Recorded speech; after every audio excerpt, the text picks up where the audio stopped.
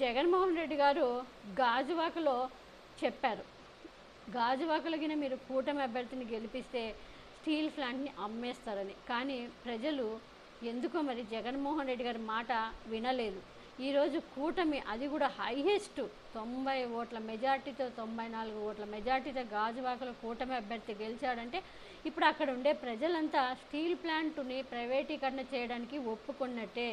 రేపొద్దున ఇంకా ఎవరు జగన్మోహన్ రెడ్డి గారు మాట్లాడడానికి అధికారం లేదు.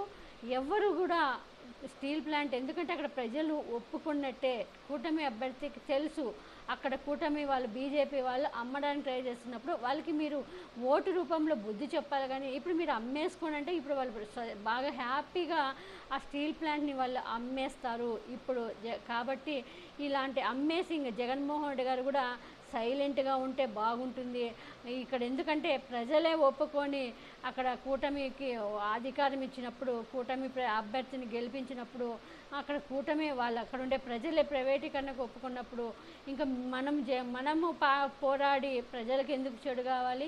వాళ్ళే ఒప్పుకొని మీరు చెప్పారు అలాంటి తీర్పు ఇస్తే మీరు గెలిపిస్తే మీరు ఒప్పుకున్నట్టనే వాళ్ళు ఒప్పుకున్నారు. కూటమి అభ్యర్థిని గెలిపించుకున్నారు కాబట్టి వైజాగ్ స్టీల్ ప్లాంట్ని వాళ్ళు ఎలాగైనా జగన్మోహన్ రెడ్డి గారు ఎంతో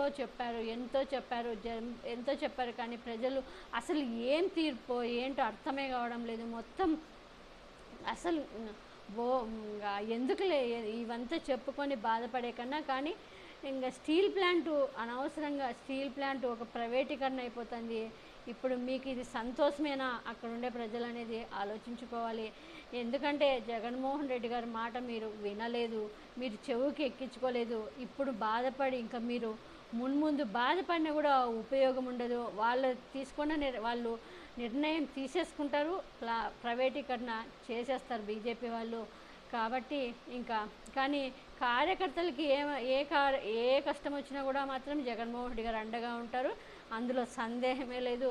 కానీ ఈ విషయం జగన్మోహన్ రెడ్డి గారు ప్రచారంలోనే చెప్పారు, ఓటేయకండి అని. మరి వేసి మీరు బీజేపీకే అక్కడ ఉండే కూటమి అభ్యర్థిని గెలిపించినప్పుడు హ్యాపీగా వాళ్ళు స్టీల్ ప్లాంట్ని అమ్మేసుకుంటారు, తీసుకొని వెళ్ళిపోతారు.